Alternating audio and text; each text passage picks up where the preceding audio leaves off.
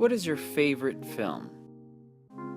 I know, tough question, especially since I've mentioned before that when I was asked that same question, it was hard to narrow down to just 5. But now that's a question I want to revisit. So what is it? What is your favorite movie?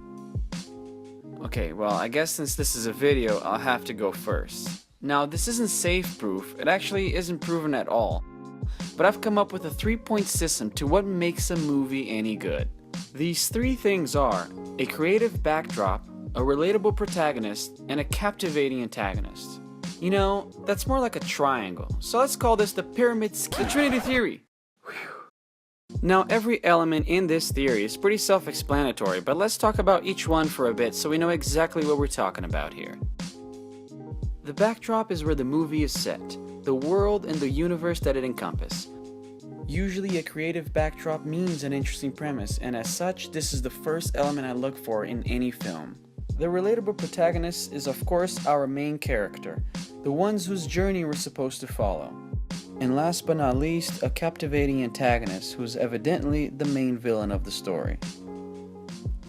I want to point out that eliminating one of these elements can still give you a good movie, but we're trying to find our favorite movie here.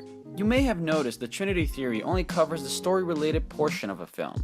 I'm fully aware of the vast array of different elements that compose a good movie, such as cinematography, editing, soundtrack, and so on. Hell, we all hated the nonsensical plot of Prometheus, from a biology expert who doesn't want to touch the dead thing he's there for, to having characters getting lost while having a 3D map of the place and being monitored at the same time. But I still watch the movie because at least visually, it's pretty amazing. So I can give credit where it's due, but ultimately a good plot is what makes me watch a movie like Brick from beginning to end again and again, compared to falling asleep halfway through my second viewing of Prometheus.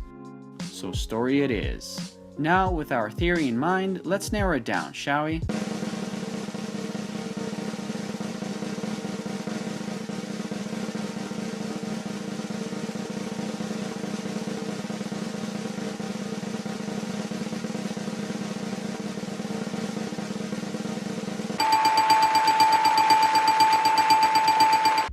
That was a tough decision in the end, but ultimately I would have to say Aliens is my pick for my favorite film. Now I know what you're thinking. Since it is a sequel and from a different director than the original one, how could it claim to have a creative backdrop? Well, here's where Aliens presents its case for being perhaps the best movie ever made. The second movie develops and evolves every single element in the Trinity Theory. Let's take the first movie to establish our theory. In the 1979 film Alien, Ridley Scott introduces us to the space horror genre. Now, I'm aware of older films in that genre like It, Tarek from Beyond Space, and Planet of Vampires, but to me those films fall too heavy on the B-movie side for a critical view. Ridley Scott himself refers to Alien as being fundamentally a well-made B-movie, which I couldn't agree more since the film helped pave the way for more serious, less campy space horror movies. So that takes care of our creative backdrop. Next we have our protagonist, which by now you must be thinking, but how could I relate to Ripley? I'm far from being a flight officer in space. Then what about solitude? Throughout the movie, Ripley's constantly undermined by her staff despite her higher rank in the ship. And it's precisely one of these moments of subversion from the crew that allows the creature inside to the demise of everyone on board, leaving Ripley finally literally alone as the only remaining survivor of the Nostromo. So that takes care of our protagonist. But what's a story without a villain? And in this case, I don't think I even need to go into too much detail. From the facehugger to the creature itself, everything about the xenomorph is nothing short of engrossing. Looks like a giant skin-covered spider at one point? Check. Gestates inside of you? Check. Has 2 mouths? Check. Bleeds acid? Check. Looks kinda like a dick? Check. So now we have our Trinity Theory for Alien. But that's not the movie in question. And the question is, how does Aliens develop and improve on every one of those aspects? With James Cameron now taking the helm for this film, we are introduced to the tough-as-nails space marine.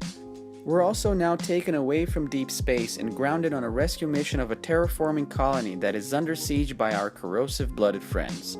How's that for a backdrop? Ripley continues to be undermined at every turn, sometimes being seen as unbalanced even after what she's been through. And it's that invalidation that propels Ripley to evolve from survivor to hero, taking matters into her own hands now to actively rescue others and not only just survive.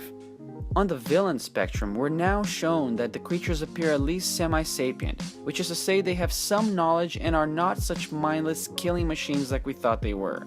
They're still killing machines though, they know what they're doing.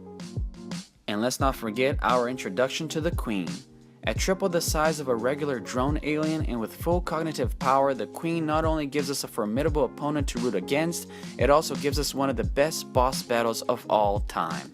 So there you have it, a space horror that becomes a sci-fi military action movie, a survivor that becomes a hero, and a single enemy that becomes a hive.